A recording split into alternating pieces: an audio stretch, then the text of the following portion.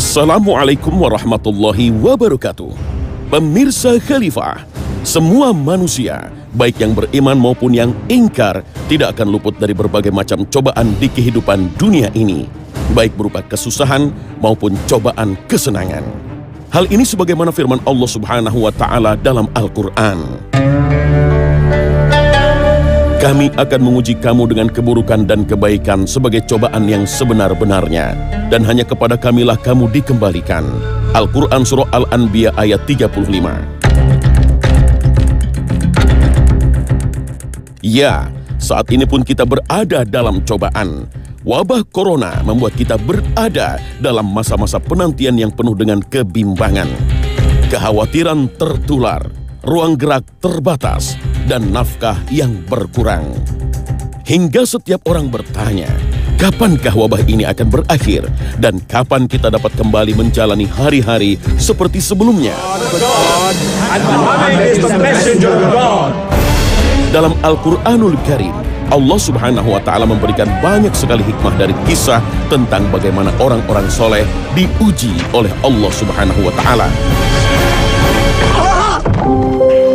Dan kemudian datang seorang sahabat ke Nabi SAW sedang duduk itu, kemudian mengatakan, ala tad'u lana ya Rasulullah, tidakkah engkau doakan kami ya Rasulullah, karena kami ini dalam keadaan ada yang sudah bermacam-macam, disiksa, dihina, di segala macam. Nabi SAW ini kan sebenarnya sahabat sedang masa kesulitan, ada yang pertahankan Islamnya sampai ada yang dihina-hina, dicaci maki, ada yang disiksa dengan berbagai macam siksaan, ada yang dan seterusnya. Nah, masa menunggu ini sahabat itu datang minta ke Nabi untuk didoakan. Ternyata Nabi memberikan teguran. Kata Nabi, umat sebelum kalian, nah ini pelajaran. Kata Nabi, dulu umat sebelum kalian itu ada yang disiksa itu. Jadi kata Nabi, kalian belum ada apa-apanya. Kalian itu innakum qaumun musta'jilun. Kalian terburu-buru. Gak usah buru-buru. Biarlah Allah punya kebaikan untuk kita. Pemirsa Khalifah, Allah Subhanahu wa Ta'ala menjadikan musibah dan cobaan sebagai obat pembersih untuk mengeluarkan semua kotoran dan penyakit hati yang ada pada hambanya. Jika kotoran dan penyakit tersebut tidak dibersihkan, maka dia akan celaka karena dosa-dosanya. Sebaliknya, bila penyakit-penyakit itu sirna, ia akan meraih pahala yang sempurna dan kedudukan yang tinggi di sisi Allah Subhanahu wa Ta'ala. Kisah Yakub, ayahnya Yusuf, kita juga semua tahu. Kurang sedih apa seorang ayah yang kehilangan anaknya puluhan tahun. Ya, puluhan tahun dia kehilangan anaknya, di mana Yusuf hilang dari sejak kecil. Kemudian belum kunjung ketemu Yusuf, hilang lagi adiknya Yusuf, yaitu Bunyamin, anak yang sangat dicintai Yakub. Sampai Yakub harus buta karena sedih dan marah memikirkan musibahnya itu. Tapi yang menarik adalah di masa menunggu itu jangan pernah putus asa. Itu kaidah sangat mendasar. Dan itu kalimat Yakub alaihissalam. La tai'asu mir rauhillah. Jangan pernah putus asa dari rahmat Allah Subhanahu wa Ta'ala. Makanya ketika Yakub alaihissalam mengirimkan anak-anaknya untuk mengambil makanan masa paceklik itu, dan dia merasa ada Yusuf di sana, maka Yakub mengatakan, coba kalian cari Yusuf. Padahal udah berapa puluh tahun. Sampai saudara-saudaranya mengatakan, ayah ini masih ingat Yusuf. Sudah puluhan tahun Yusuf tidak ada. Jadi memelihara rasa optimis itu di masa menunggu sangat penting. Pelihara rasa optimis itu, karena subhanallah itu pahala sendiri. Dan akhirnya apa yang terjadi? Begitu datang orang membawa pakaian Yusuf, kemudian ditempelkan di wajah Yakub, dan kemudian Yakub bisa melihat apa kata Yakub. Karena ketika semua orang sudah putus asa, semua orang sudah mengatakan Yusuf sudah mati mungkin, itu kan Yakub begitu cium aroma Yusuf, kemudian dia bisa melihat kembali setelah butanya, maka kemudian Yakub berkata, alam aqul lakum inni a'lamu ma la ta'lamun. Kan saya sudah bilang pada kalian, saya ini tahu apa yang kalian tidak tahu. Karena beliau dapat wahyu. Jadi mampu memelihara rasa optimis puluhan tahun, dan masa menunggu itu berakhir dengan sangat indah. Orang yang putus asa, kalau dia dapat solusi dia indah rasanya. Bagaimana dengan orang yang optimis dan berbaik sangka pada Allah dan mendapat pahala di situ, kemudian mendapatkan solusinya. Betapa solusi-solusi masa menunggu itu masa yang harus dijalani dengan baik. Nabi Musa alaihissalam ketika selesai mengabdi di rumah mertuanya, karena akad maharnya adalah 7 tahun membantu sang ayah mertua, atau 10 tahun, kemudian falamma qadha Musal ajal, ketika Musa menyelesaikan akad dengan mertuanya, kemudian dibawalah istrinya itu pergi meninggalkan negeri Madian mau kembali ke Mesir. Itu bukan jarak yang dekat. Di tengah perjalanan itu kemudian tentu mulai kehabisan bekal, kemudian hujan, disebutkan dalam riwayat hujan deras, petir luar biasa, padahal Musa istrinya dan bawa anak kecil. Tidak ada tempat berlindung, padang pasir kosong. Itu masa yang sulit sekali. Ketakutan Musa, khawatiran Musa bukan hanya pada dirinya, tapi pada istrinya, pada anak yang masih kecil. Tidak ada tempat berlindung, kedinginan, sangat dingin, bahkan mungkin tidak ada makanan. Tapi jalani dengan baik. Begitu melihat ada secercah api di atas bukit itu, di Tursina itu, maka kemudian Musa mengatakan, saya melihat ada api. Saya ke sana mudah-mudahan paling tidak mendapatkan sebongkah api yang bisa menghangatkan kalian. Tapi begitu Musa datang, ternyata yang didapatkan lebih dari sekedar api yang menghangatkan. Yang didapatkan bukan api, tapi adalah cahaya wahyu. Pemirsa Khalifah, kesulitan tidak akan terjadi selamanya. Pasti akan ada solusi dan kemudahan setelahnya. Sebagaimana firman Allah Subhanahu wa Ta'ala dalam Al-Quran. Karena sesungguhnya sesudah kesulitan itu ada kemudahan. Al-Quran Surah Al-Insyirah ayat 5. Setiap orang pasti mengalami masa-masa sulit. Namun mereka yang senantiasa bersabarlah yang akan mendapatkan pertolongan dari Allah Subhanahu wa Ta'ala. Masa menunggu ini, menunggu solusi, itu ternyata dibahas oleh para ulama. Menunggunya, kita tidak bicara tentang ketika dia sudah selesai, atau bahkan bagaimana caranya kita supaya bisa menyelesaikan masalah ini. Tapi menunggu saja itu sudah menjadi pembahasan sendiri di antara para ulama. Dan ternyata itu bagian dari kebaikan-kebaikan. Itu adalah bagian dari ibadah yang baik, yaitu menunggu solusi dari permasalahan. Orang boleh berharap, orang boleh berdoa, orang boleh berusaha dan segala macam. Kemudian pertanyaannya adalah kapan ini diangkat. Tidak mungkin ada satupun ahli yang tahu kapan diangkat penyakit ini. Tidak tahu, karena hanya Allah yang tahu, supaya kita semua sadar bahwa kita tetap makhluk. Ya, masa penantian di tengah musibah bagi seorang mukmin seolah musim semi yang menguntungkan. Meski tidak nyaman, namun di masa inilah Allah memberikan banyak kesempatan beribadah, kesempatan menggali kebaikan dan pahala. Setiap musibah tak lain adalah bentuk kasih sayang Allah Subhanahu wa Ta'ala agar manusia menerima segala ganjaran kebaikan atas ibadah dan amal soleh yang dilakukannya di saat menerima cobaan.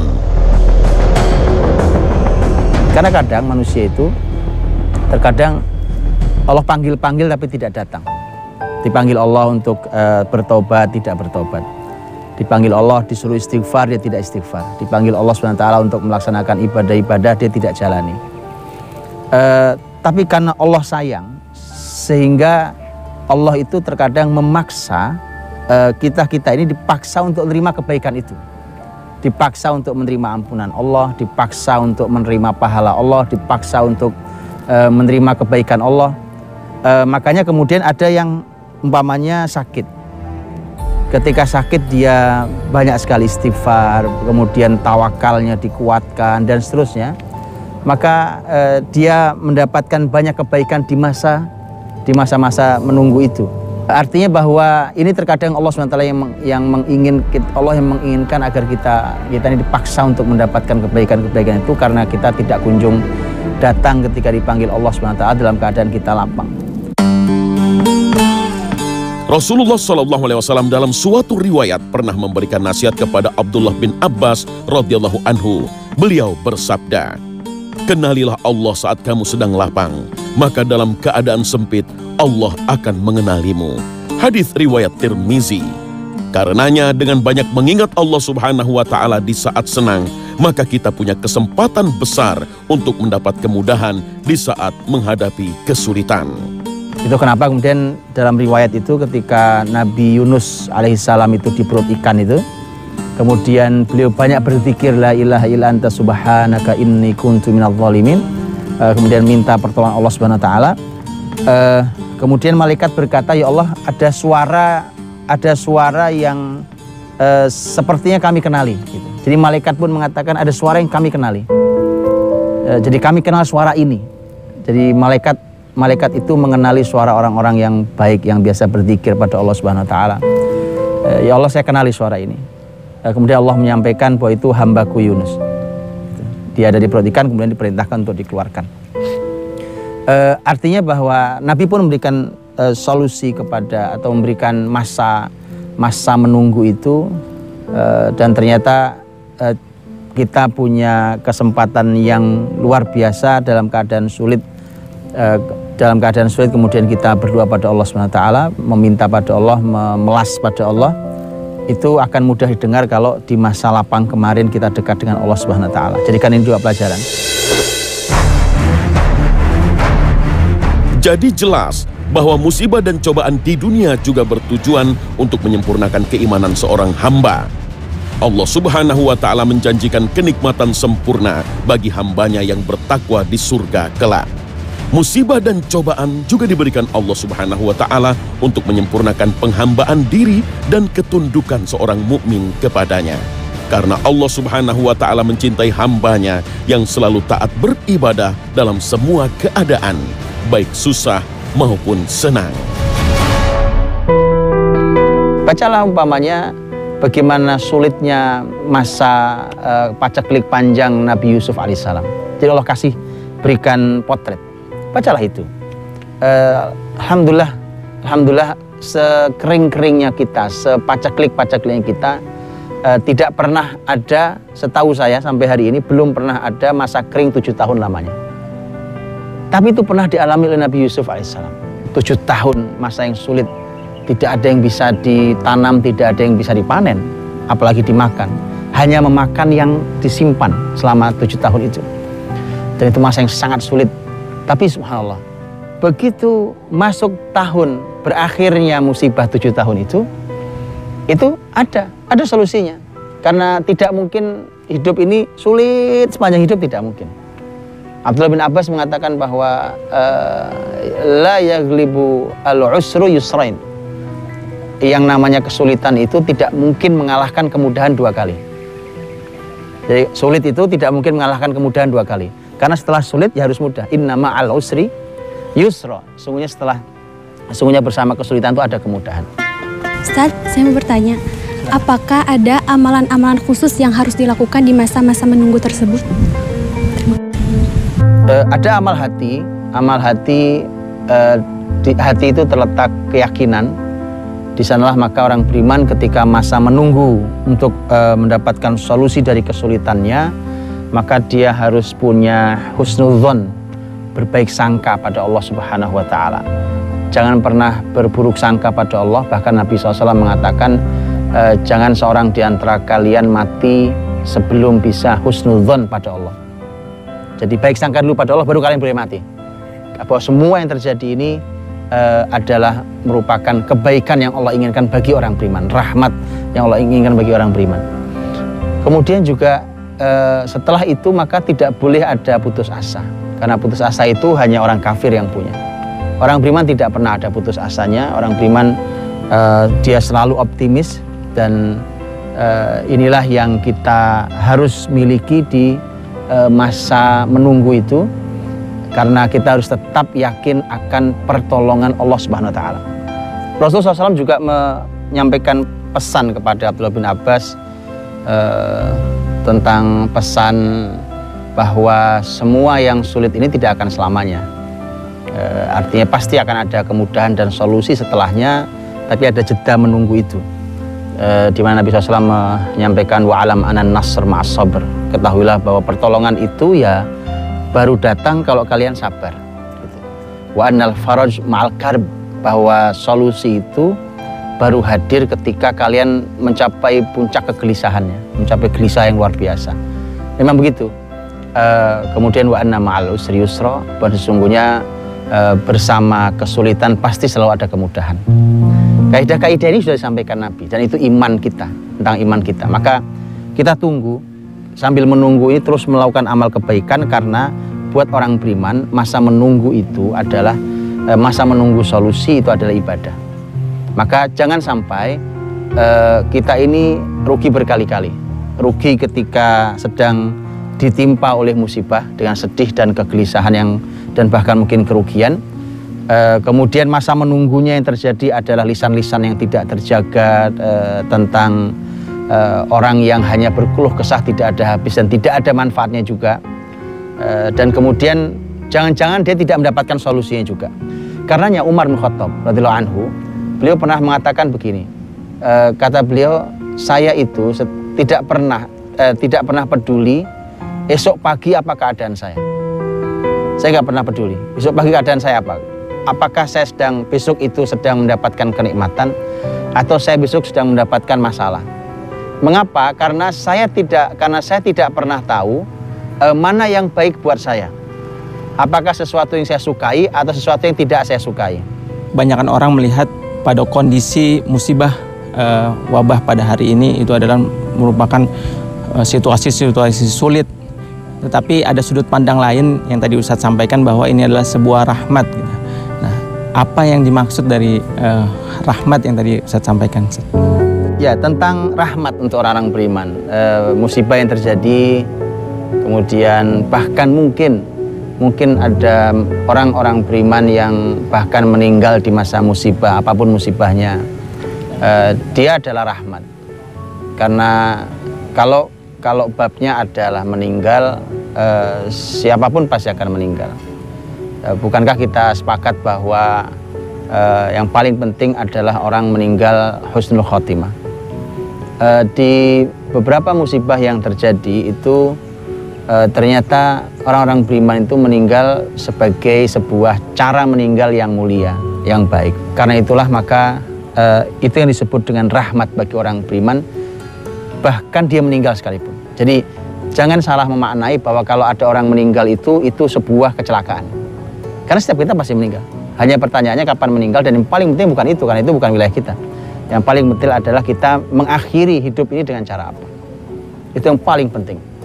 Jadi itulah rahmat bagi orang beriman yang masih diberikan Allah SWT waktu untuk hidup di dunia, juga buat dia kebaikan.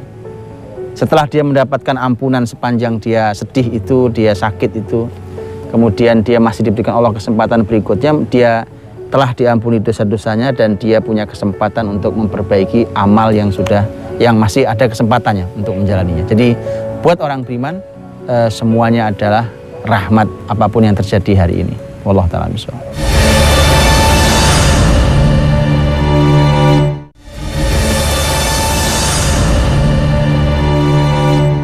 Allah sedang menyiapkan rahmat untuk kita semua. Jangan menyalahkan Allah, jangan berkeluh kesah pada Allah, jangan mencaci maki takdir. Karena biarkan Allah yang Maha tahu kapan dia hadir, kapan dia pergi. Tugas kita adalah berusaha sebagai manusia dan berdoa. Makanya Nabi SAW mengatakan kalian terburu-buru. Menyikapi masa menunggu itu jangan terburu-buru. Jalani sebaik mungkin apa yang bisa kita jalani. Tugas kita zikir ya zikir. Tugas kita makan nutrisi yang baik, makan nutrisi yang baik. Tugas kita menjaga lingkungan, jaga lingkungan. Apapun itu. Cuma itu tugasnya, dan biarkan Allah yang memberikan solusi kapan itu hadir. Karena kalau kita jalani dengan cara itu, maka yang ada adalah kebaikan demi kebaikan. Maka tunggu dengan baik, jalani semua tugas kita, jangan pernah putus asa, dan ada hari di mana pasti Allah akan menghadirkan solusi dan kebaikannya, dan saat itulah maka kita telah memanen sekian banyak pahala dan kebaikan untuk kita semua. Wallahu ta'ala bishawab. Assalamualaikum warahmatullahi wabarakatuh.